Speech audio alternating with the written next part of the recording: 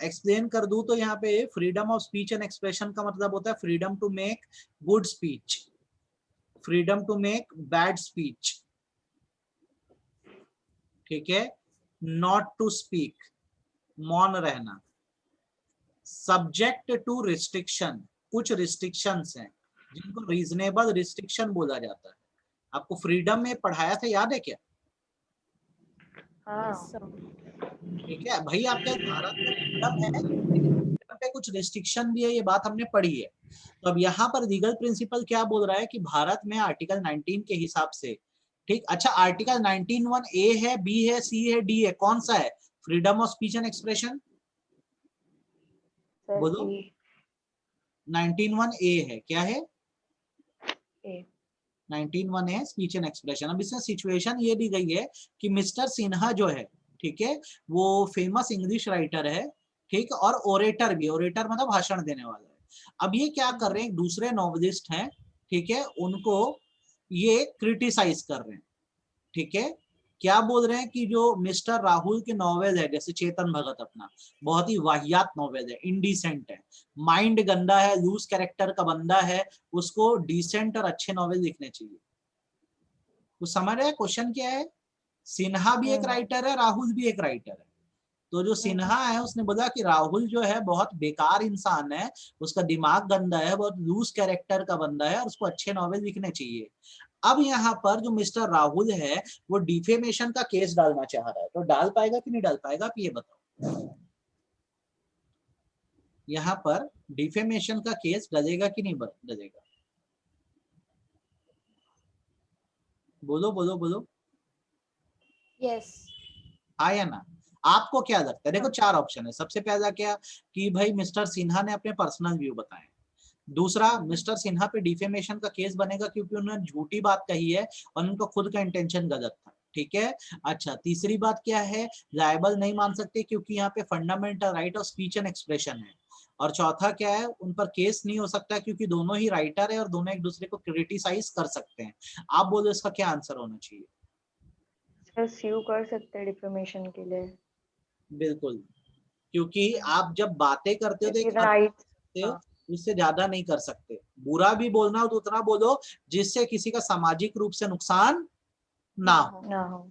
सही बात है। जैसे अभी अर्नब गोस्वामी पे ऐसा ही तो केस चल रहा है ना, सबको गाली बक दिया, करण जौहर से लेकर सलमान खान, है ना, कहाँ छुपा है, निकल बाहर, कहाँ छुपा है, सुने हो क्या? अब 34 प्रोड्यूसर एसोसिएशन ने मिलकर केस किया अर्नब गोस्वामी पे, आपको पता है?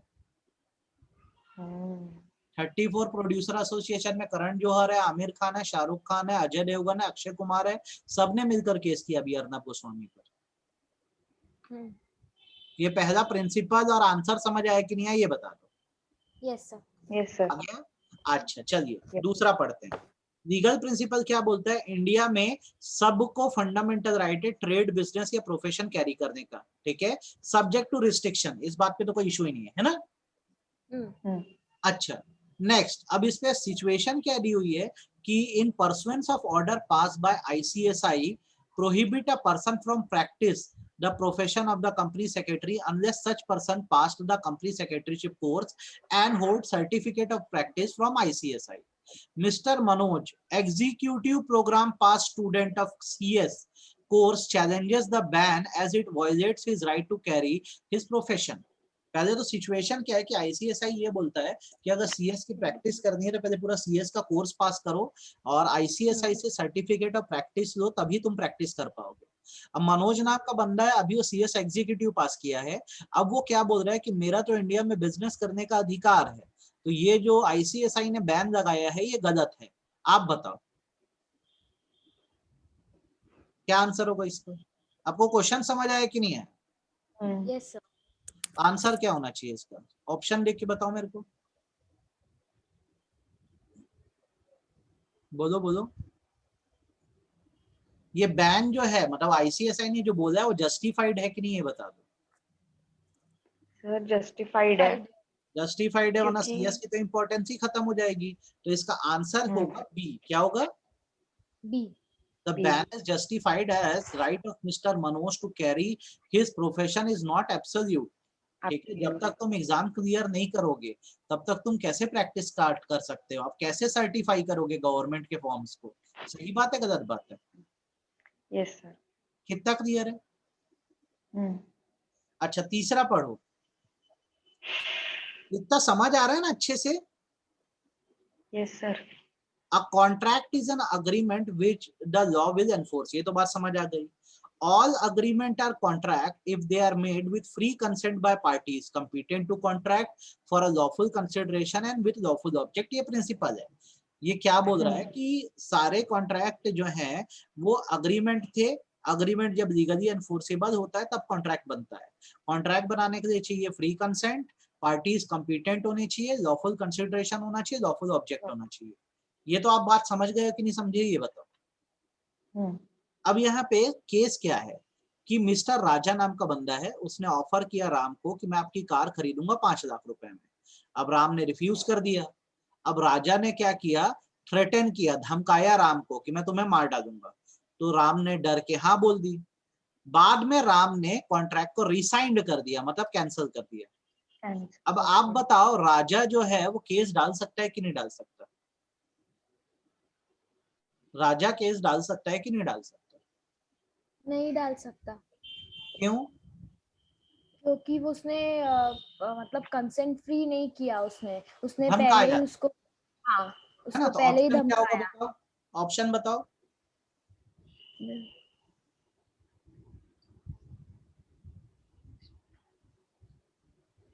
कौन सा होगा इसमें से? जूम करूं क्या थोड़ा?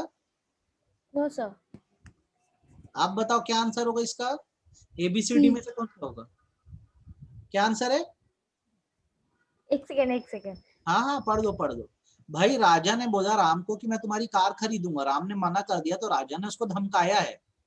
तो राम उस टाइम डर गया, लेकिन बाद में कॉन्ट्रैक्ट कैंसिल कर दिया। क्या आंसर होगा? डी। Very good. समझ आ रहा है कैसे क्वेश्चन आएंगे एग्जाम में अगर आए तो? Yes sir. ठीक, अब यही सेम प्रिंसिपल अभी नीचे चल रहा है कि भाई अग्रीमेंट कॉन्ट्रैक्ट तब बनता है जब फ्री कंसेंट चाहिए, parties capable, etcetera etcetera. Situation देखो, पढ़ो क्या लिखा है। मिस्टर जॉय एक यंग बॉय है 27 साल का, ठीक है। उसने without any consideration miss Julie को 10,000 रुपए देने की बात करी। अब जूली जो है वो अपना, मिस्टर जॉय लिखा है कि जूली है? जॉय जो है अपना प्रॉमिस फुलफिल नहीं कर पाया। अब आप बताओ यहाँ पर जो जूली है वो जॉय पर केस कर पाएगी कि नहीं कर पाएगी? फिर से रिपीट कर दूं क्या? जॉय ने बोला जूली कि मैं तुमको 10,000 रुपए देता हूँ, अब बाद में वो नहीं दे पाया, तो क्या जूली केस कर सकती है कि नहीं कर सकती? हाँ या ना? सर नहीं कर सकती। हाँ बोलो। ये एक तरह की चैरिटी है, ये एक तरह की चैरिटी है ना। विदाउट कंसिडरेशन जब आप किसी को पैसा देते हैं तो उसको डोनेशन है, चैरिटी बोलते हैं। तो आप ये पढ़े हो कि एग्रीमेंट विदाउट कंसिडरेशन क्या होते हैं? वॉइड होते हैं। तो जूली फिर पैसा मांग नहीं सकती ना। नहीं सकती। आंसर क्या होगा? B, miss Julie will fail as the agreement is without consideration. कितना क्लियर है? अच्छा नेक्स्ट देखो, लीगल प्रिंसिपल क्या दिया हुआ है। Constitution of India empower the President of India to appoint the judge of High Court and Supreme Court। ठीक बात है, ये प्रिंसिपल है, यही होता है देश में, है ना। अच्छा, there is a deadlock between Council of Minister including Prime Minister and President. President of India appointed Mr. Adarsh as Justice of Supreme Court of India and Mr. Garg appointed as Judge of Delhi Court by Prime Minister of India। ठीक है, अब case क्या हो रहा है कि यहाँ पर मिनिस्टर्स मतलब प्राइम मिनिस्टर प्रेसिडेंट के बीच जो है वो एक तरह का झगड़ा हो गया है। प्रेसिडेंट जो है उसने क्या किया, आदर्श को सुप्रीम कोर्ट का जस्टिस बना दिया और प्राइम मिनिस्टर ने मिस्टर गर्ग को दिल्ली हाई कोर्ट का क्या बना दिया, जस्टिस बना दिया। तो किसका अपॉइंटमेंट सही है, किसका गलत है? सर मिस्टर आदर्श का वैलिड है हाँ, as per constitution. Very good, आदर्श का वैलिड। ध्यान रहेगी बात। नीचे पढ़ो, नेक्स्ट लीगल प्रिंसिपल क्या है। वेदिका समझ आया या तो क्वेश्चन नहीं आया? पंकज समझ में आया? यस सर, आ चुका है सर। वेदिका बोलो बेटा, मेरी आवाज आ रही है? अच्छा, नेक्स्ट क्वेश्चन देखो क्या है।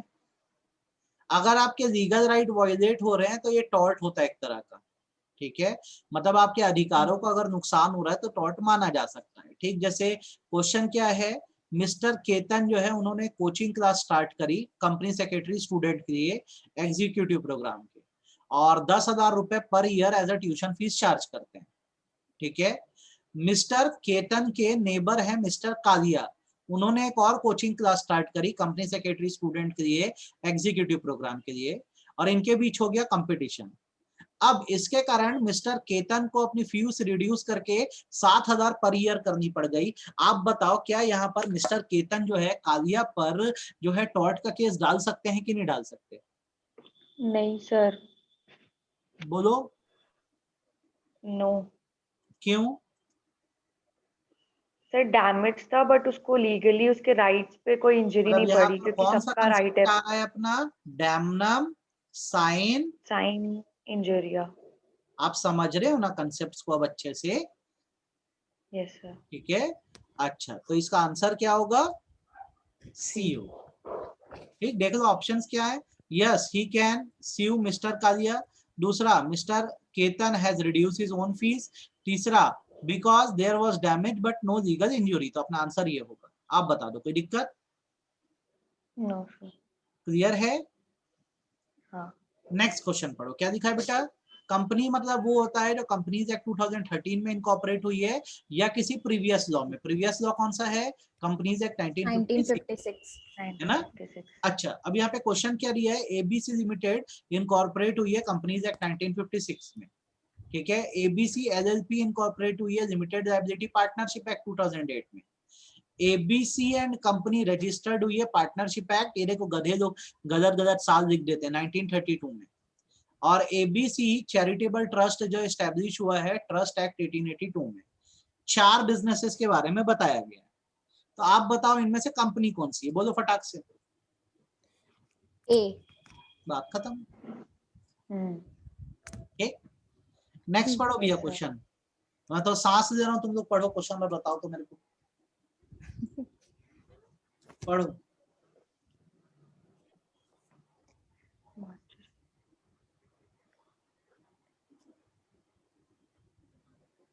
बोल लो, समझ आ रहा है कि नहीं आ रहा है?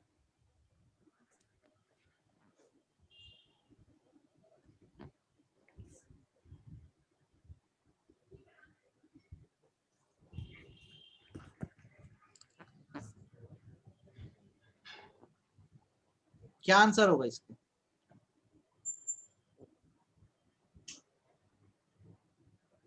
क्वेश्चन समझाऊं क्या? क्या मैं आपको क्वेश्चन समझाऊं? हाँ सर, समझा दो। लीगल प्रिंसिपल क्या बोलता है कि एजेंट या सर्वेंट के गलत कामों के लिए मास्टर जिम्मेदार होता है। मास्टर। अब एबीसी लिमिटेड नाम की एक नॉन बैंकिंग फाइनेंशियल कंपनी है। नॉन बैंकिंग फाइनेंशियल कंपनी उन कंपनीज को बोलते हैं जो कहीं ना कहीं बैंकिंग वर्क करती है, ठीक है। तो एबीसी लिमिटेड पब्लिक से पैसा दिया करती थी।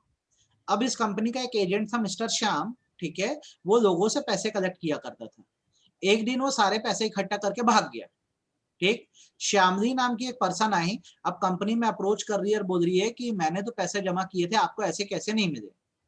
एबीसी लिमिटेड बोलती है कि हमको क्या पता, हमारा कोई एजेंट तो है ही नहीं। तो अब बताओ यहाँ पर केस किस पर होना चाहिए, एबीसी लिमिटेड पे, श्याम पे, श्यामली पे, या किसी पे भी नहीं? लायबिलिटी किसके ऊपर आएगी? ABC limited. क्यों सर बताओ? एबीसी लिमिटेड, क्योंकि वो एक तरीके से प्रिंसिपल था वेरी और गुड, उसके अंदर का एजेंट। समझ गए? Yes sir. कोई दिक्कत? No sir. लीगल प्रिंसिपल क्या बोलता है कि एक ऐसा पर्सन जो लोकसभा का मेंबर है या कोई ऐसा पर्सन जो राज्यसभा का मेंबर है, उनको मिनिस्ट्री में अपॉइंट किया जा सकता है, मतलब मिनिस्टर बनाया जा सकता है, ठीक है।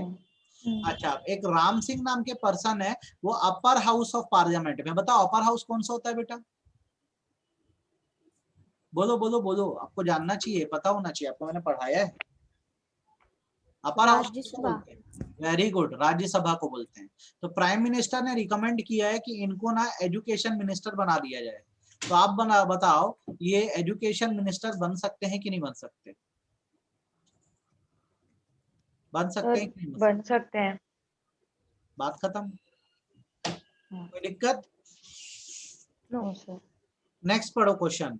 Tort is a civil wrong, legal principle है tort is a civil wrong for which the remedy is common law action for unliquidated damage. Unliquidated का मतलब होता है अनकैलकुलेटेड, अनकैलकुलेटेड को हम अनलिक्विडेटेड बोलते हैं। And which is not exclusively the breach of contract और ब्रीच ऑफ ट्रस्ट और merely equitable obligation. Cut short करके बात करें तो टॉर्ट एक सिविल रॉन्ग है जिसमें आपको रेमेडी है कि आप डैमेजेस क्लेम कर सकते हैं। बात खत्म, ठीक। अब सुनो फैक्चुअल सिचुएशन क्या है। मिस्टर सुनील जो है उसका 6 पेट डॉग है, भाई दुकान खोल देता है, जो बड़े खतरनाक है और बहुत ज्यादा बार्क करते हैं। ये मैं सिर्फ पढ़ाया हूँ कि याद एग्जांपल दिया हूँ कि तुम लोग को। हाँ दिए हो। अब ये सुरेंद्र जो है वो क्या है, नेबर है। क्या है? नेबर। नेबर। अब उसको ये लगता है कि ये 6 कुत्ते इतना भूखते हैं कि मैं अपने घर में शांति से नहीं रह सकता। तो अब ये चाह रहा है कि वो सुनील पे लीगल एक्शन ले। तो ये ले सकता है कि नहीं ले सकता, ये बताओ। ले सकता है। हाँ बताओ क्यों? सर नहीं ले सकता। क्योंकि तो न्यूसेंस हो रहा है तो वो ले सकता है। तो न्यूसेंस जो है वो जुडिशियल रेमेडी है बेटा कि नॉन जुडिशियल रेमेडी है? अबेटमेंट ऑफ न्यूसेंस जुडिशियल है कि नॉन जुडिशियल है? ये एक्स्ट्रा सर जुडिशियल? नहीं ले सकता। हाँ एक्स्ट्रा क्योंकि जुडिशियल। भाई मेरे घर में मैं क्या करूं, डीजे बजाऊं, जो भी करूं, तुमको क्या, तुम केस क्यों करोगे? ज्यादा से ज्यादा आके मेरे को मना करो ना कि मत बजाओ सर, ऐसा मेरे को डिस्टरबेंस होता है। जैसे तुम्हारे पर्सनल राइट है वैसे तो मेरे भी पर्सनल राइट है ना। सही बात है गलत बात? Yes sir. तो इसका आंसर होगा ये सक्सेसफुल नहीं होगा, क्योंकि सुनील को भी अधिकार है अपनी पर्सनल प्रॉपर्टी को प्रॉपरली एंजॉय करने का, और उसकी सुरेंद्र के प्रति कोई ड्यूटी नहीं बनती है। कितना समझ आया? Yes sir. आप अपनी बुक में ना इसको टिक विक भी कर देना बेटा, ये आंसर है। आपको ये रिकॉर्डिंग मैंने किया चालू की नहीं किया यार, कर रहा हूँ, रिकॉर्डिंग ऑन है, ठीक है, भेज दूंगा, इसको टिक भी कर देना। कहीं कोई दिक्कत? Yes. No sir. No sir. पढ़ो नेक्स्ट क्वेश्चन, पढ़ो क्या है, मतलब तक कपाल भाती कर देता हूँ।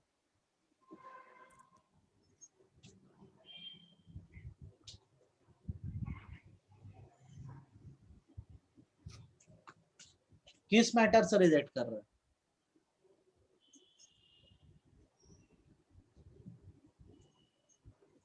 बताऊं क्या? चलो मैं ही बताता हूँ। किसी को कितना डैमेज क्यों ना हो, लीगल एक्शन तब तक नहीं लिया जा सकता जब तक आपके पर्सनल लीगल राइट पे कोई असर ना आए। इसको दूसरे शब्दों में बोलते हैं डैमनम साइन इंजुरिया। ध्यान आया क्या? भाई आपको कितना भी डैमेज क्यों ना हो, जब तक आपको पर्सनली नुकसान ना हो रहा हो आप केस नहीं डाल सकते। सही बात है गलत बात है? Yes sir.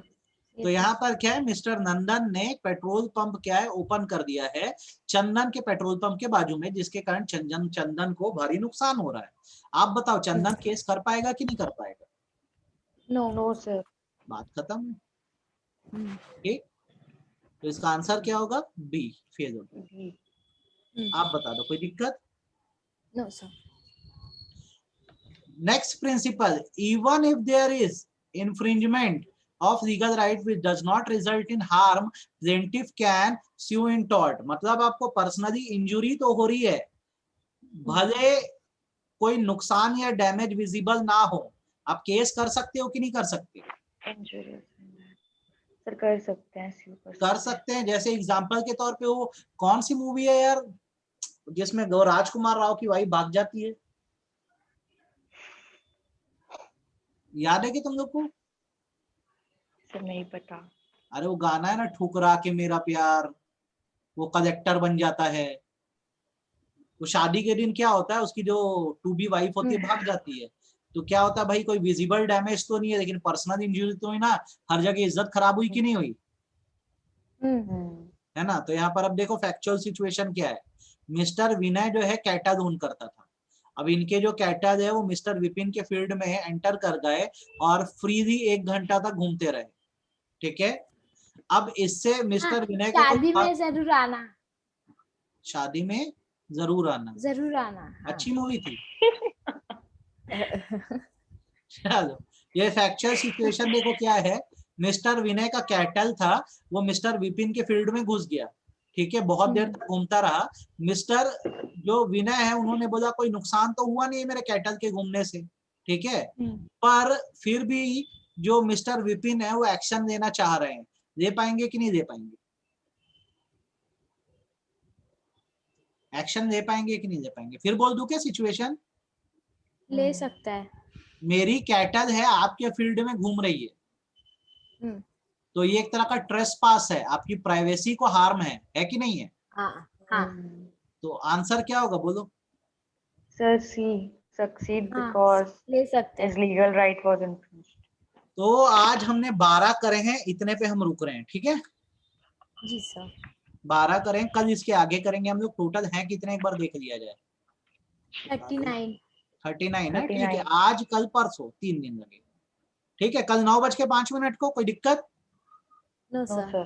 चलो कल मिलते हैं, आगे के करेंगे हम लोग, सारे कंप्लीट करेंगे हम लोग। फिर करंट अफेयर जी भी सर। करना है ना हम लोग को? जी हाँ sir. yes sir. Current affair भी करना है, मतलब हमको कोई भी चीज नहीं छोड़नी, एकदम बेहतरीन तरीके से हर चीज कंप्लीट करके ईईटी का एग्जाम देना है, ठीक है।